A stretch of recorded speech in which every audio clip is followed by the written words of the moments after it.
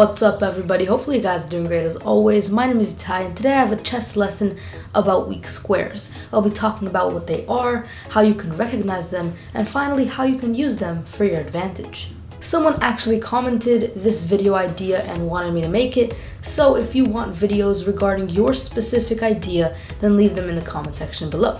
Also, make sure to subscribe to Chess Geek so you never miss a strategic chess video like this one that overall will make you a better chess player.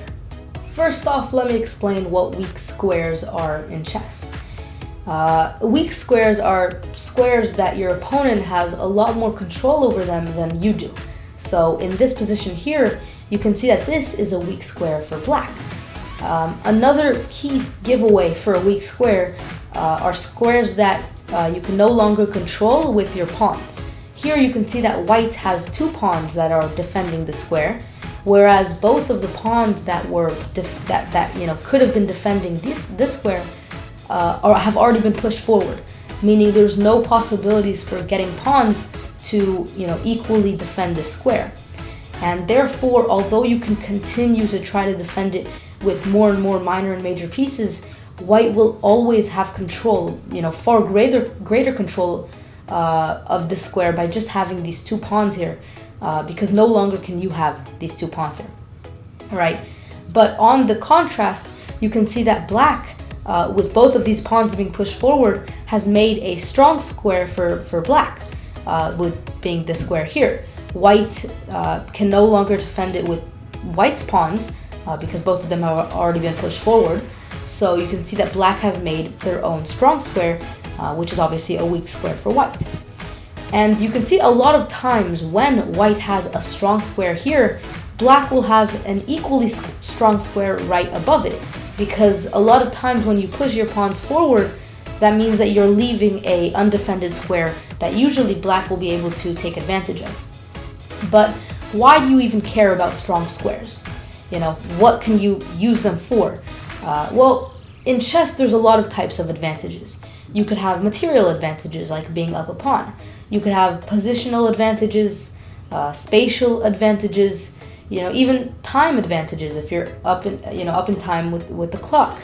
But a huge advantage that you can use are these weak squares, because what you want to do is take advantage of the weak squares by situating a knight or a bishop as an outpost on those squares. So you can see that if black was able to get their knight to here, this would be a wonderful square, because no longer can white ever kick out that knight with a pawn of their own. And a huge problem with minor pieces is that a lot of times if black was ever to move it, white will be able to easily kick it out. Obviously not here because they'd have to respond to the threat, but just generally, usually minor pieces will easily be able to be kicked out by pawns. But if you manage to get your minor piece on a weak square for your opponent, then it will be able to stay there as an outpost. And that is a very strong advantage that you can have, because the only way that white will ever be able to take that outpost back is if they, trade a minor piece. They won't be able to just, easily kick out your own minor piece. So if you're playing as black here, what you can try to see is, okay, I want to get my knight over here, and this is probably the easiest way. So you want to start working towards that.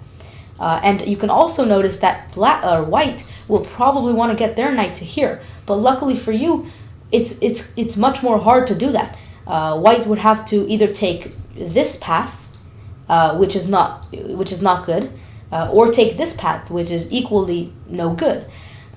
So you can see that you want to keep these pawns here, and although white can easily play a move like this and try to eventually get their knight there, you want to hold off on getting these pawns away.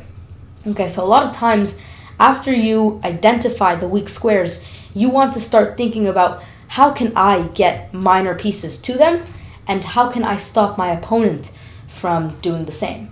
Here I have a wonderful example that ties down everything that I've talked about in this video into one position. I actually saw this example, by the way, on a chess forum, so it's not one that I made myself. Okay, but it's just so valuable.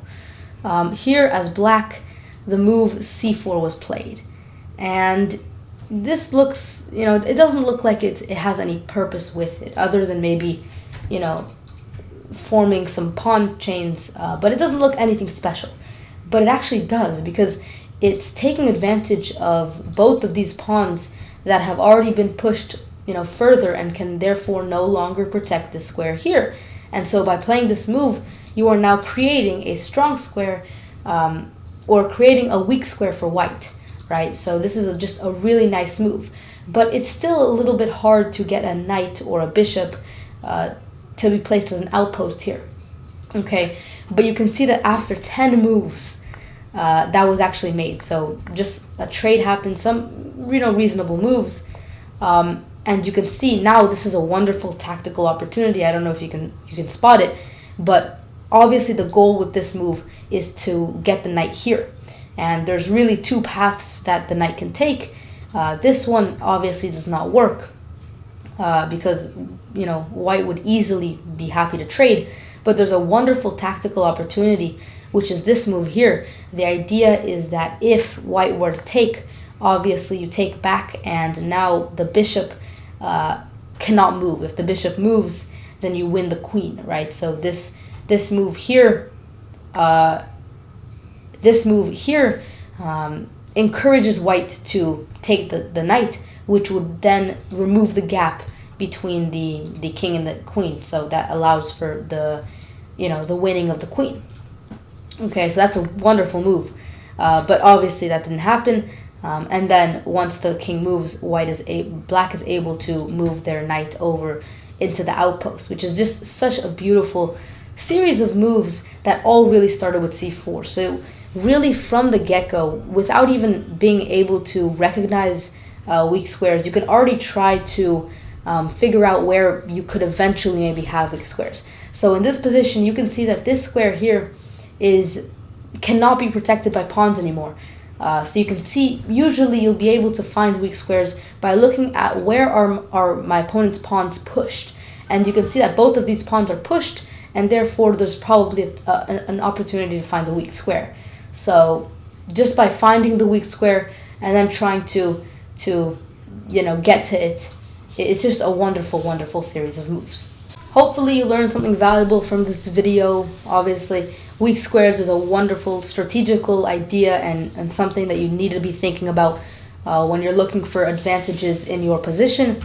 So hopefully, you found something useful from this video. Make sure you subscribe if you did, and I'll see you guys next time.